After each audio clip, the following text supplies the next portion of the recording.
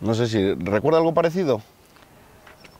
Lo cierto es que no, menos en la cuenca del Duero. La verdad es que la vista es desoladora. También hay que decir que esto que es excepcional en la cuenca del Duero es habitual en otras zonas de España, que como país mediterráneo pues estamos acostumbrados a tener sequías, pero lo que es en la cuenca del Duero probablemente sea el año con los menores registros de agua acumulada desde que se tiene. Saludos desde el pantano de Barrios de Luna, en León. El paisaje es muy espectacular y prácticamente habría que remontarse a varias décadas para encontrar algo parecido. Pero no es un paisaje único porque prácticamente los embalses y los pantanos de Castilla y León tienen esta imagen. Los valles se han convertido, estos valles que estaban anegados, se han convertido en improvisadas rutas para las bicicletas y para los turistas de fin de semana. Dentro del paisaje podemos ver pueblos anegados, pueblos que un día hicieron un gran sacrificio para que otras zonas de Castilla y León de la comunidad ganasen en riqueza, tuviesen regadíos. Isabel García Tejerina, ministra de Agricultura, Pesca, Alimentación y Medio Ambiente, muy buenas. Buenos días. No existe el Ministerio del Tiempo, ¿no? No existe el Ministerio del Tiempo. El climatológico, quiero decir. Lo he entendido perfectamente. Pues desgraciadamente lo que no existe es la posibilidad de provocar precipitaciones. Yo esta misma semana entregaba los diplomas a los nuevos funcionarios que se incorporaban a la Agencia Española de Meteorología, a los meteorólogos, que tienen un trabajo muy importante, pero su trabajo es de predicción. Nos dirán, y cada vez con mayor precisión, qué es lo que va a suceder con el tiempo, con las precipitaciones, cuánto agua, cómo va a caer ese agua. Y la precisión es importante porque el conocimiento nos permite gestionar, pero es todo lo que nos pueden decir hoy. No, desgraciadamente no está en la mano de nadie el que llueva más o el que llueva menos. En otoño se hablaba que en noviembre, hasta noviembre, habría que esperar para lluvias fuertes. Sí, las predicciones que nos daban es que en el mes de octubre probablemente haya menos precipitaciones de lo habitual, de la media, pero que noviembre y diciembre pueden estar un poco por encima de la normalidad. Es importante que llueva en estos meses porque en estos 3 meses, octubre, noviembre y diciembre, cae más o menos el 40% de todas las precipitaciones. Son meses decisivos. Antes de continuar, lo primero quiero dar las gracias a la ministra porque siempre que ponemos un reto de estas características delante de 100 vacas en Salamac, también con otras vacas más distintas y gritándonos al lado, acepta siempre el reto y por eso es de agradecer. Sería mucho más cómodo estar en un plató, pero hay que pisar calle, en este caso hay que pisar campo y ver la realidad, que esta es la que tenemos ahora de una dura sequía. La cuenca del Duero está al 23% y en concreto este pantano al 6%.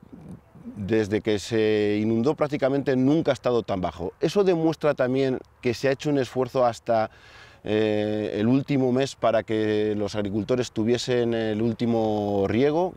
Sí, la verdad es que nosotros llevamos preocupados con el año de sequía, pues yo debo decir casi desde que se inició, en el mes de octubre del año pasado, porque ya fue un mes de bajas precipitaciones.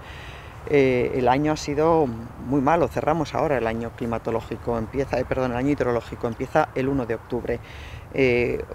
Precipitaciones un 50 y hasta un 75% menos de lo habitual en algunas zonas de la cuenca del Duero, y por eso desde la Confederación, desde el mes de febrero, con mayor periodicidad de lo habitual, se están reuniendo con todos los usuarios para informarles de la disponibilidad de agua para esta campaña. Hay una especial preocupación por el año 2018, este ha sido un año complicado, ha habido problemas, pero si no llegan las lluvias, va a haber mucho menos agua que el que ha habido este año. ¿Cuál es su preocupación? Hay preocupación efectivamente porque si ya lo estábamos cuando vimos el mes de octubre del año pasado y llegábamos a febrero y no había llovido y la primavera tan seca que tuvimos, pues ahora partimos de una peor situación.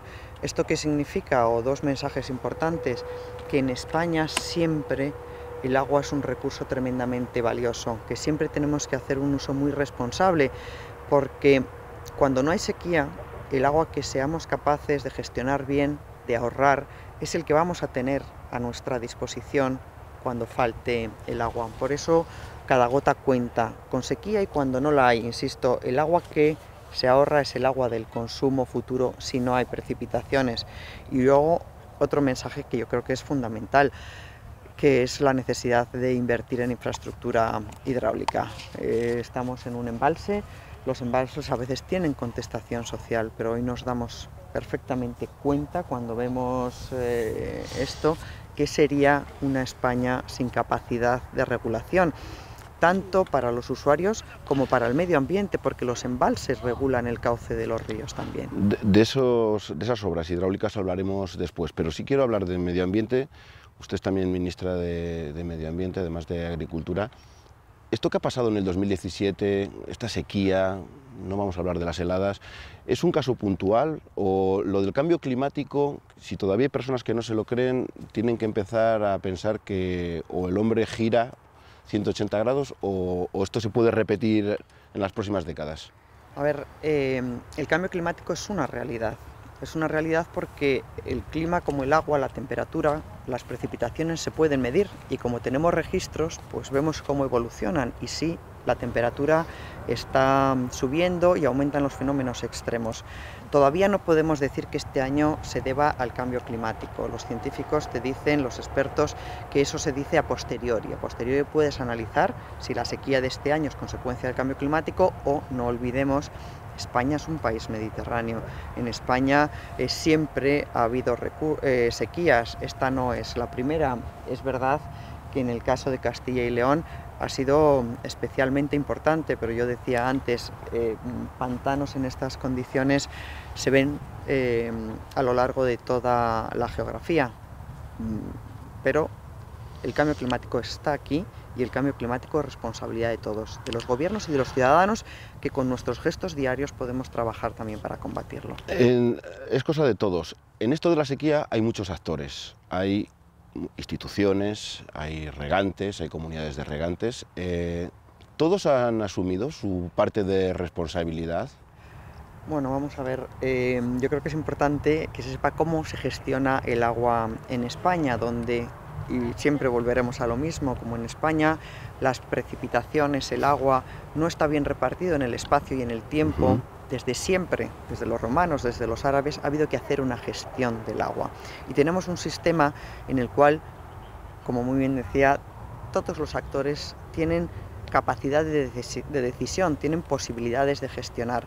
¿Cómo se funcionan? Las confederaciones son las que otorgan el agua a los usuarios en función del agua disponible y siempre sabiendo que hay que salvaguardar agua para el consumo de la población, porque ese es el agua que no debe nunca faltar. La Confederación informa de la disponibilidad de agua y da ese agua a los usuarios. Y luego los usuarios tienen, especialmente los regantes, que en Castilla y León consumen pues cerca del 80% del agua, mucha capacidad de decisión. Se organizan en comunidades de regantes y una vez que la Confederación ha dado el agua a las comunidades de regantes, son ellas las que deciden qué consumo hacen. Dos preguntas vinculadas con eso, que me vienen muy bien. Lo primero, hemos conocido esta semana que algunas comunidades de regantes no han cumplido, se está estudiando a ver qué es lo que ha pasado, por qué han gastado más agua. La CHD ya ha anunciado un expediente sancionador muy importante. ¿Va a ser de verdad esa sanción? Hay que hacerlo porque si no el resto de las comunidades diría que ellas sí han cumplido y ellos no han cumplido. Estamos hablando de 500.000 euros, de 2 millones de euros y parece que además se han multiplicado las sanciones respecto al año anterior. Es verdad que con un año de problemas hay mucha más presión sancionadora. Claro, bueno, el punto de partida, el agua es un bien público, el agua es de todos. Y las confederaciones, la del Duero y todas las confederaciones hidrológicas tienen la obligación de vigilar y de controlar el uso de este bien que es de todos y que se dan concesiones y se dan a los usuarios. Y a cada usuario se le da la concesión, el agua que puede consumir. Con sequía o sin sequía, la Confederación está obligada a que efectivamente cada usuario consuma el agua que se le ha dado y no más. En un momento de sequía, especialmente, bueno, pues hay que tener mucho control con el agua que se consume, no va a haber con piedad, el agua no va a haber piedad. que se otorga, y recientemente aprobamos un Real Decreto de sequía, donde en situación de sequía, donde el agua es más escaso, es más valioso y el que se consumen unos de alguna manera se lo están quitando a otros o no lo podrán utilizar otros, pues las sanciones se agravan, porque también es una cuestión medioambiental y esto es una gestión administrativa de un recurso público que entra dentro de la normalidad. Hay una sanción que ya bueno, pues, se puede recurrir y se verá si corresponde, pero es la única a fecha de hoy a la que se le ha puesto cuantía. Todas otras noticias que han aparecido por ahí no son ciertas porque sencillamente no se ha iniciado aún el expediente. Pero yo creo que todos los ciudadanos saben que para tener, ¿no?, un buen uso de este recurso público, insisto, que es el agua, necesitamos un organismo que vele por el control, que vigile, que se consume lo que se ha dado y no más de lo que se ha dado. Ya ha explicado usted cómo es un poco la gestión del agua. ¿Le ha molestado que se hayan publicado informaciones en las que la CHD no ha tomado decisiones para hacer trasvases, en los que por uno o dos riegos se han perdido campañas de maíz y de remolacha? A mí no me molestan las críticas son una fuente de aprendizaje y yo con ese espíritu trabajo y con ese espíritu trabaja todo el equipo del ministerio y de la gestión se aprende. Lo que sí que me entristece enormemente es que la gente pretenda sacar partida de una situación difícil y eso también yo lo he podido ver, desgraciadamente, de algunos partidos políticos que te decían en la misma frase una cosa y la contraria. Al mismo tiempo estaban pidiendo eso que planteaba, que es contrario a la ley. La ley de agua no te permite dar agua a los regantes y quitar agua a los regantes al antojo de la Confederación o del Ministerio. Una vez que el agua se ha concedido a los regantes, solamente se les puede quitar si es necesario para el uso de la población, para el abastecimiento de la población. La Administración no puede dar y quitar agua a su antojo, sería incomprensible, los propios regantes no lo querrían. Sí que permite que los regantes se pongan de acuerdo entre ellos y hagan cesiones que tienen una contraprestación. Duele ver que hay gente que aprovecha una situación de dificultad que nadie ha elegido y que nadie es responsable, porque nadie es responsable de que no llueva, bueno, pues para sacar partido, insisto, de la difícil situación que están viviendo muchas personas. Cuando se habla de gestión, volvemos a unos años atrás, pero ha vuelto a hablar el Partido Popular de Castilla y León, diciendo que si la gestión de la cuenca del Duero la tuviese la Junta de Castilla y León, posiblemente se haría mejor que se ha hecho. Sabe que ha habido, pues en la reforma del Estatuto, se quiso que Castilla y León tuviese la gestión de la cuenca del Duero. Finalmente el Constitucional no les dio la razón. ¿Usted cree que se gestionaría mejor los recursos hídricos de esta comunidad si estuviese en manos de una administración más cercana que el Ministerio, que parece que está en Madrid, que está lejos? Bueno, como muy bien dice, el Tribunal Constitucional dio la razón porque hay una competencia clara, muy clara, definida para el Estado, que es la gestión de las cuencas que afectan a más de una comunidad autónoma, y ese es el caso de la cuenca del Duero. Es una competencia muy clara para el Estado cuando estamos hablando de un ámbito que afecta a más de una comunidad autónoma, pero no solamente eso, la gestión del agua no se improvisa.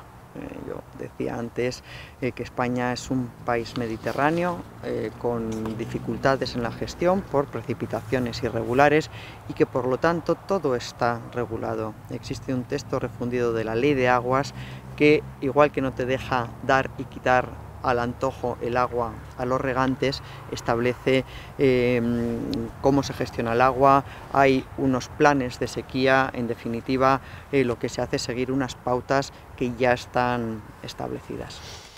Vamos ya muy rápidamente ayudas para la sequía. No vamos a recordar todas las ayudas que hay, agronómicas, adelanto de la PAC, y sobre todo en Castilla y León, tanto la Junta como el Ministerio han trabajado para minimizar los daños de esta sequía. Sin embargo, las organizaciones profesionales agrarias insisten en ayudas directas. ¿Por qué el Ministerio no da ayudas directas? Algo que sí ha existido en el pasado. Yo recuerdo en el 2005 con Elena Espinosa, es decir, no sé si toda la culpa se la podemos echar a la crisis de que no hay dinero o por qué. En el año 2005 no hubo ayudas directas, hubo una financiación a través del ICO, de una parte del capital.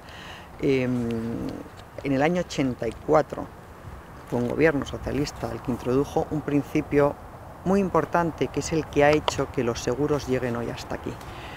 Aquello que es asegurable no es indemnizable, porque si hay un seguro, si el Ministerio pone una herramienta a disposición de agricultores y ganaderos muy importante, muy costosa, son más de 200 millones, 260 millones fueron los del año 2016, aún no sabemos cuántos gastaremos este año 2017 en materia de seguros, para que los agricultores sepan de antemano que pueden tener cubiertos una sequía, una helada, un pedrisco. El Ministerio hace esa inversión y da esa posibilidad de gestión de riesgos a los agricultores. Si cuando viene la sequía indemnizas porque ha habido una sequía, al año siguiente nadie se aseguraría. Estaríamos matando una de las herramientas más importantes que tienen los agricultores a su disposición. No hay ningún país en la Unión Europea que tenga un sistema de seguros como el nuestro. Y hay quien pide esto, pero yo le aseguro que hay muchos agricultores que nos piden lo contrario, que no se den ayudas, que queremos preservar nuestro sistema de seguros agrarios. Es la mejor herramienta de gestión, no solo para riesgos de climatología, para muchos otros riesgos. Aún así, bueno, hablan pues, para amortizaciones, para cosas concretas que sí se puede hacer. Pero esas ayudas están ya encima de la mesa. Primero, ayudas directas hay, la política agrícola común. Yo quiero recordar que Castilla y León, los agricultores de Castilla y León cada año reciben del entorno de 1.200 millones de euros. La PAC garantiza el 40% de las rentas. Esa, con o sin sequía, saben los agricultores que la tienen asegurada. Y otra cobertura de riesgos para la sequía es el seguro. Pero el Ministerio hemos puesto 200 millones, o sea, hemos puesto a disposición de los agricultores y ganaderos herramientas de financiación de hasta 200 millones de euros. Del entorno del 80% irán a agricultores y ganaderos de Castilla y León. ¿Y entiende que hay agricultores que, por ejemplo, no quieran asegurar porque la franquicia de un 30% más el coste de la cosechadora, al final prácticamente no consigan sacar ningún rendimiento, y que si esto sucede una vez cada 10 años, prácticamente... Bueno, esto hace poco yo me reunía en Estonia con todos los ministros de Agricultura y analizábamos las herramientas de gestión de riesgos. Nosotros creo, sinceramente, que la Administración tiene que dar herramientas de gestión de riesgos. Insisto, España tiene la mejor de la Unión Europea, porque es donde más dinero se gasta en seguros, porque es la que tiene mayores coberturas. No solamente se cubre las incidencias climatológicas, están cubiertas la sanidad animal, los daños por fauna salvaje, la retirada de cadáveres, son muy muchos. Y además, porque España es el único país que es el Ministerio quien financia con dinero propio la política de seguros. En el resto de los países europeos lo quitan de la PAC. Pero, ¿cuál es la opinión mayoritaria, unánime, y también de los propios agricultores en muchas ocasiones? Necesitamos herramientas para gestionar los riesgos, y luego es el agricultor el que decide el uso que hace o no. Te decía, hay agricultores que dicen, una vez cada 10 años asumo el riesgo y no cubro el riesgo, sí. Pero es una decisión empresarial del agricultor. ¿Asumo el riesgo o cubro el riesgo?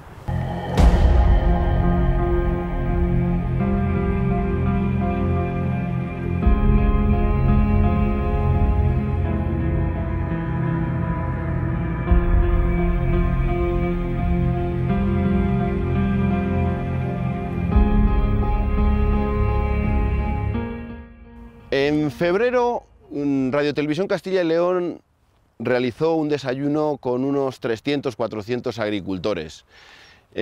Hubo tiempo para que la ministra respondiese a muy pocas preguntas. Yo recogí todas esas preguntas, las ordené, las clasifiqué, pensando en que no siempre lo que el periodista pregunta a lo mejor a los políticos es lo que verdaderamente la sociedad quiere preguntar. En este caso tenía las preguntas en concreto de los agricultores y la mayoría de ellas eran, excepto puntualmente por el famoso impuesto del azúcar, que parece que ha pasado a mejor vida y del que hoy no vamos a preguntar afortunadamente, con el tema de la PAC. Hay preocupación, siempre se está pensando en la siguiente reforma de la PAC a partir del 2020.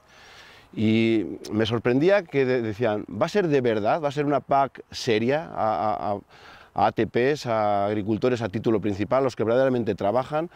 ¿O todavía va a haber muchos jubilados que se van a poder aprovechar a pesar de que no son los que están trabajando la tierra? Yo le voy a dar unas cifras ciertamente importantes. Con la aplicación que este gobierno decidió hacer de la PAC última que reformamos, hay 160.000 perceptores menos de la PAC, un 18% menos. ¿Y esto qué significa? Que todas las ayudas que se consiguieron, que son muchas, hoy se dan a un 18% menos y se centran en las explotaciones que tienen actividad agraria.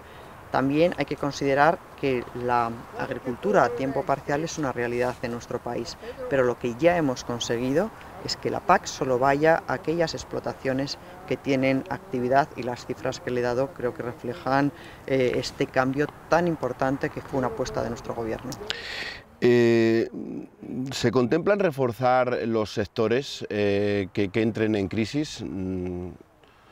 Porque siempre se ha hablado durante estas negociaciones como una especie de reserva de dinero para que en un momento tal un sector que entre en crisis, tener un dinero apartado. ¿Eso puede salir adelante?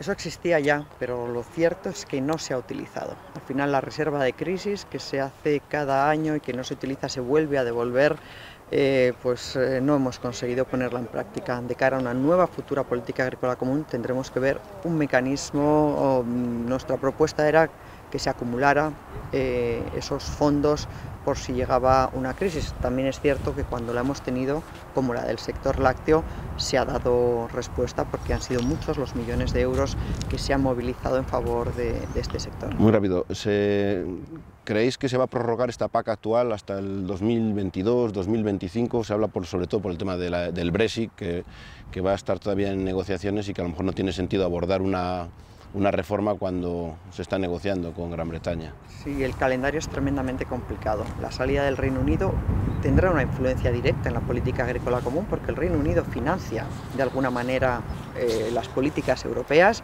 porque hay nuevas políticas y al final hay un gap, una falta de financiación estimada de 25.000 millones de euros anuales para pagar todas las políticas. Estamos negociando, se empezará la negociación a ver cuánto dinero ponen los países para qué políticas. Lo que desde luego para este gobierno es que la PAC es una política irrenunciable y daremos las batallas que tengamos que dar para defender los intereses en Bruselas. De esa buena PAC seguro que también tendrá mucho que ver para que se incorporen jóvenes. ¿Qué medidas, hay alguna medida extraordinaria para que sea una realidad que los jóvenes se queden? ¿Va a haber incentivos para que el cierre en concreto, es decir, los incentivos por cese anticipado, que alguna vez sí que se han utilizado y que ahora ya no existen? Esos existieron, si se vuelven a introducir tendrá que ser en la nueva PAC. Hoy hay incentivos a través del desarrollo rural y también a través del primer pilar de la PAC. En total son unos 1.400 millones de euros solamente de la política agrícola común para la incorporación de jóvenes, para facilitarle. Hay rebajas fiscales, hay una batería de medidas y recientemente desde el Ministerio presentamos un paquete joven, 83 medidas que estamos trabajando con las comunidades autónomas, con las organizaciones para seguir fomentando la incorporación de jóvenes, que nosotros esperamos que en este periodo sea de al menos 20.000 y estos 5.000 más de los que se incorporaron en el periodo pasado. Sector lácteo, se recupera.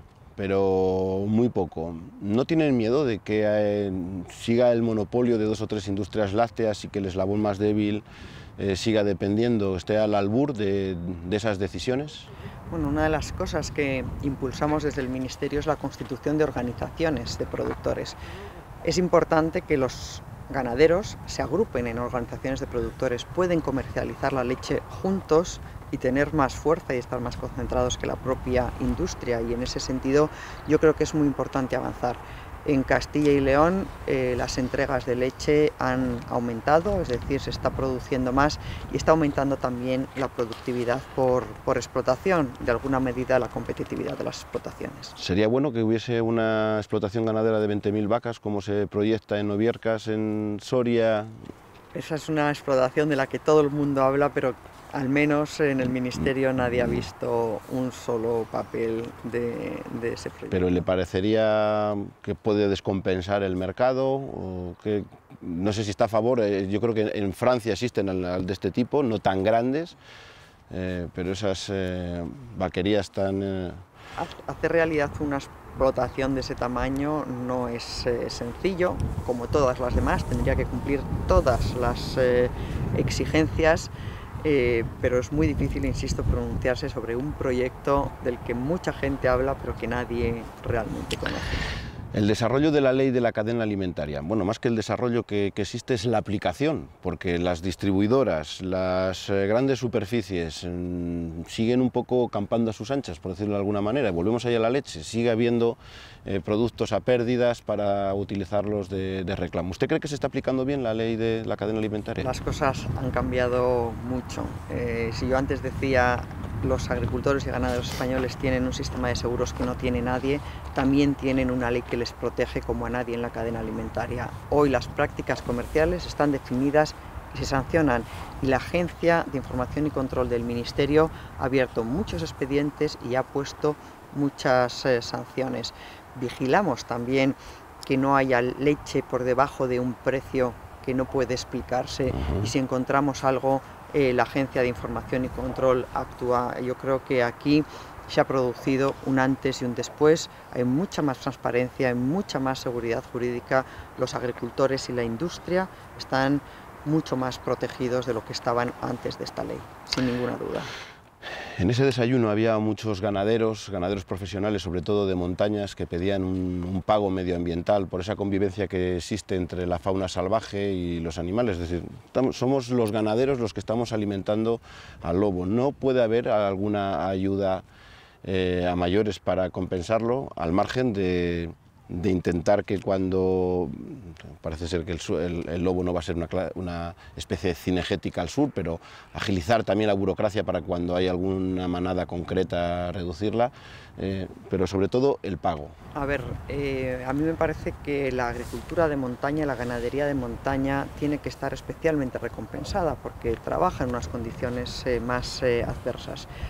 A través de los programas de desarrollo rural que gestionan las comunidades autónomas hay pagos compensatorios a estas zonas. Desde el Ministerio también dimos en las ayudas asociadas, las vinculadas a la producción, un pago adicional por primera vez a la ganadería de montaña, con lo cual eso está introducido y estoy segura que en un futuro probablemente estas ayudas, esta diferencia positiva a favor de las zonas de montaña irá en aumento. Y con respecto a la situación del lobo, el lobo es una especie que siempre será protegida, hay que protegerla, pero también tenemos que buscar la convivencia del lobo con actividades económicas como la ganadería, a través de medidas, a través de incentivos que a mí me consta que desde la Junta de Castilla y León están actualizando, y también viendo, y trabajamos desde ese punto de vista con la Comisión, flexibilizando la gestión del lobo, la protección del lobo al sur. En octubre vendrá una misión de la Comisión Europea para analizar qué se puede hacer para poner medidas de convivencia, pero también probablemente para flexibilizar esta protección del lobo al sur del Duero y equipararla a la del norte.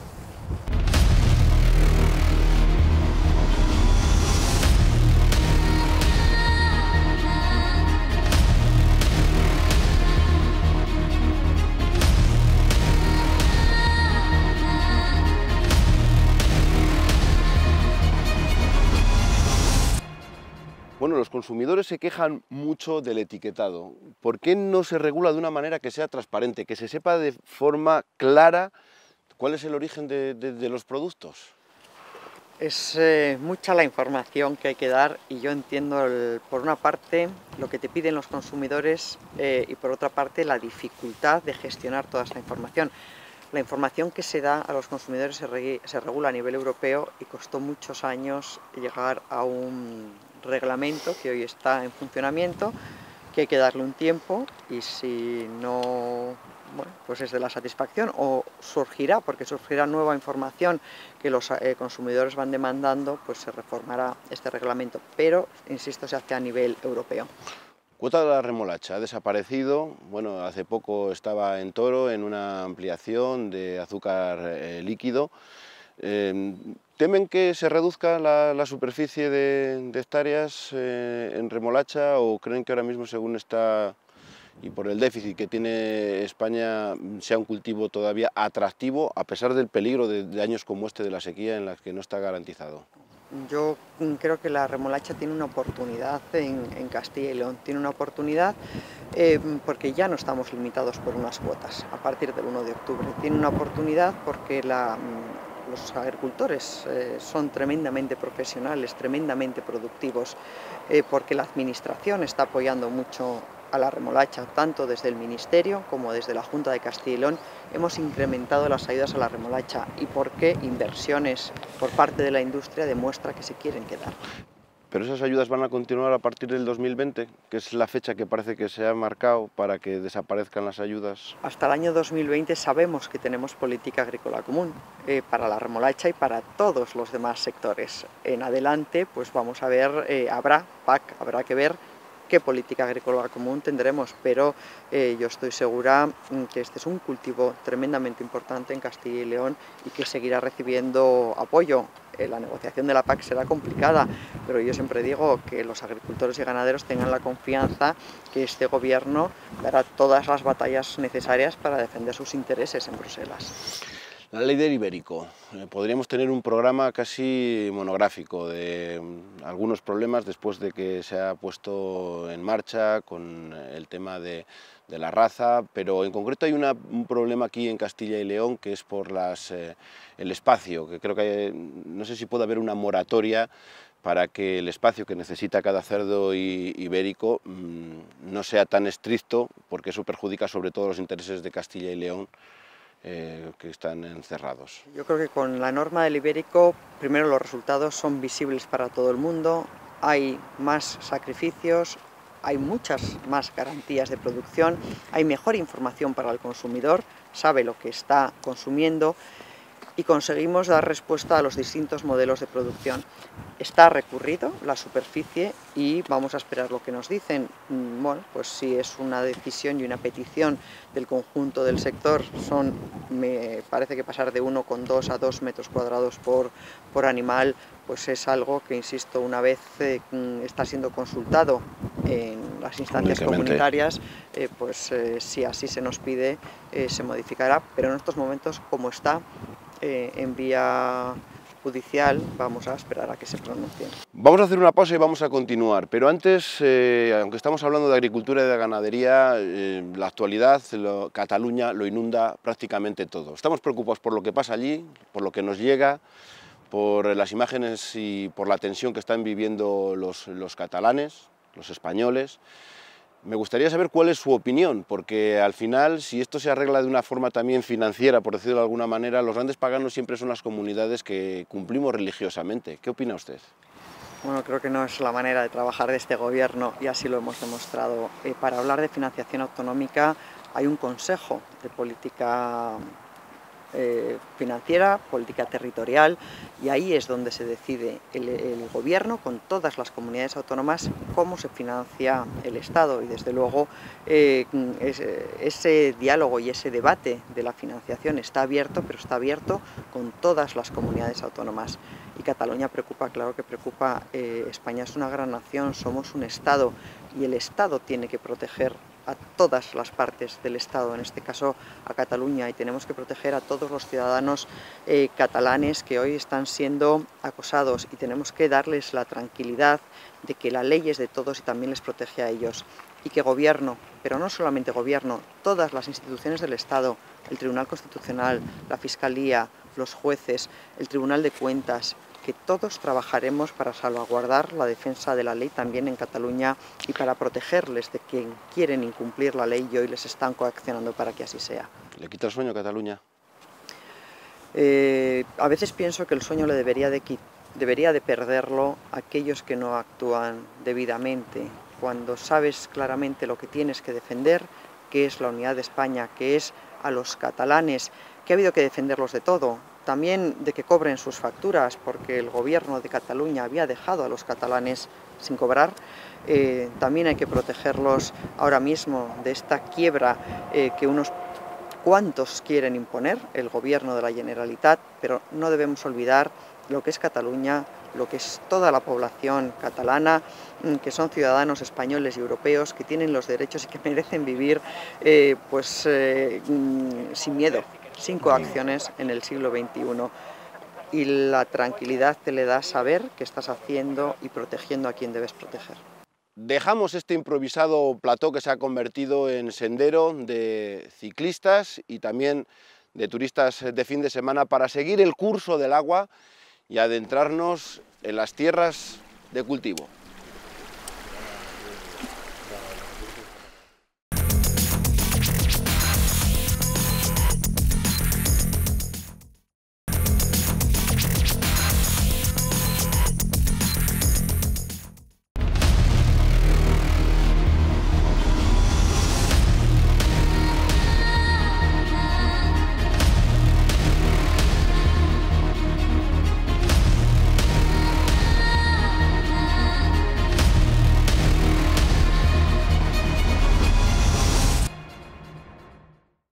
Saludos de nuevo. Hemos dejado el pantano de Barrios de Luna, hemos seguido el curso del agua, ficticiamente porque el agua que estamos viendo ahora mismo pertenece a Riaño, a otro pantano que 30 años después sus aguas han llegado a estas tierras para dar trabajo a muchos jóvenes agricultores. En concreto estamos en Gordaliza del Pino, en el canal bajo de Payuelos, donde se ha hecho una de las principales obras. Una de ellas es esta balsa con 350.000 metros cúbicos. Isabel García Tejerina, ministra de Agricultura, aquí se ha realizado una de las inversiones más importantes de los últimos años, con mucho retraso porque era una reivindicación histórica, pero que ya es una realidad. Y que seguimos invirtiendo. Es muy importante lo que se ha hecho, pero es muy importante aumentar ahora esta superficie de regadío, estas nuevas 30.000 hectáreas que poco a poco iremos viendo verse regar, que son una inversión muy importante y que hemos priorizado sin ninguna duda desde el Ministerio. Bueno, esto no sé si me lo podrá contestar, pero durante los años complicados de la crisis incluso se habló de que había problemas para desarrollar parte de estos regadíos que ya incluso estaban aprobados. Montoro necesitaba dinero de algún sitio y no sé si eso es cierto, que al final hizo falta dar un empujón definitivo para que no se parasen estas obras. Lo cierto es que, bueno, todos los españoles saben, ¿no?, la difícil situación que heredamos en el año 2011 y de las cosas complicadas que tuvimos que gestionar, entre otras cosas, fue una deuda de más de 170 millones de euros que teníamos que pagar, que habíamos heredado del gobierno anterior, y hasta que no la completamos no nos podíamos permitir el lujo de empezar nuevas actuaciones.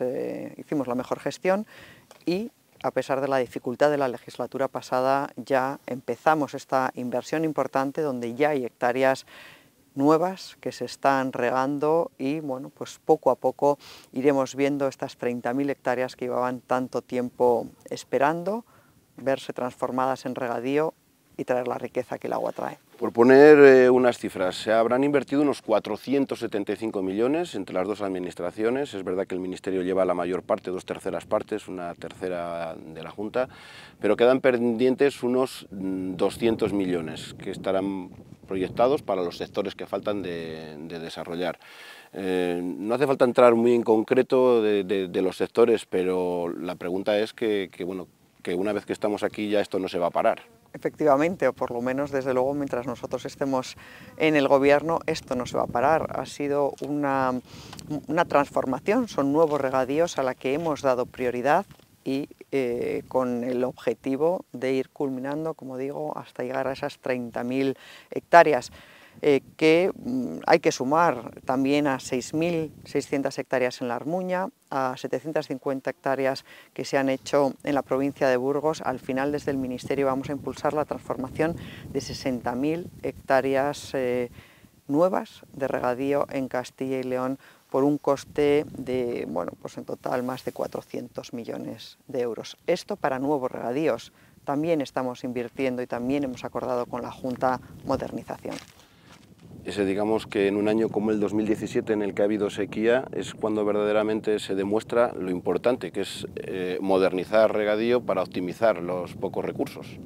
Sin ninguna duda, es fundamental. Ya no nos acordamos, Miguel Arias Cañete en el año 2002 lanzó el Plan Nacional de Regadíos Horizonte 2008. Desde entonces se han transformado, se han modernizado en España casi 1,5 millones de hectáreas, el 40% de la superficie regable. Esto significa un ahorro de 3.000 hectómetros cúbicos. Hemos invertido 3.000 millones de euros y hay que seguir. 95.000 hectáreas en Castilla y León, 500 millones de euros y otros 200 por parte del Ministerio, a los cuales hay que sumar financiación de la Junta de Castilla y León, pues que nos darán más regadíos, pero también regadíos más eficientes. ¿En Europa se riega también a manta, a pie, como a muchas hectáreas que todavía se siguen haciendo aquí? En Europa se riega más de lo que pensamos y es verdad que todos debemos tender hacia el uso más eficiente posible, hacia lo que las nuevas tecnologías nos permiten, y en eso invertimos desde el Ministerio. ¿Se puede llegar a prohibir, que llegue un día en el que se prohíba este tipo de riego? Lo que nosotros estamos haciendo es incentivar la transformación. Insisto, lo lanzó el gobierno del Partido Popular en el año 2002 y desde entonces no hemos parado de modernizar.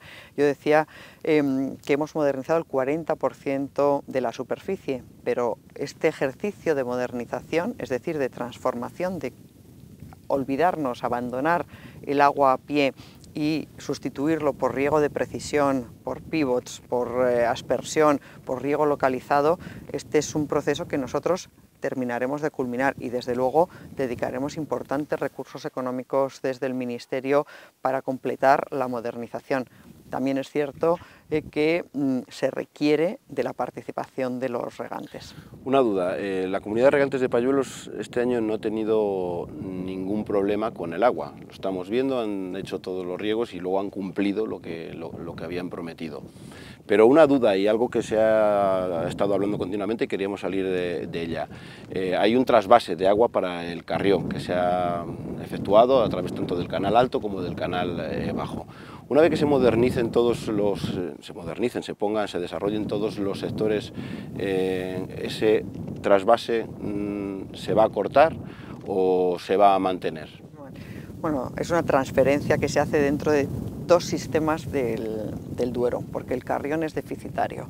El futuro, lo que nosotros hemos planificado es dotar más al sistema Carrión para que no tenga que depender de este otro sistema que hoy pues tiene más abundancia de agua.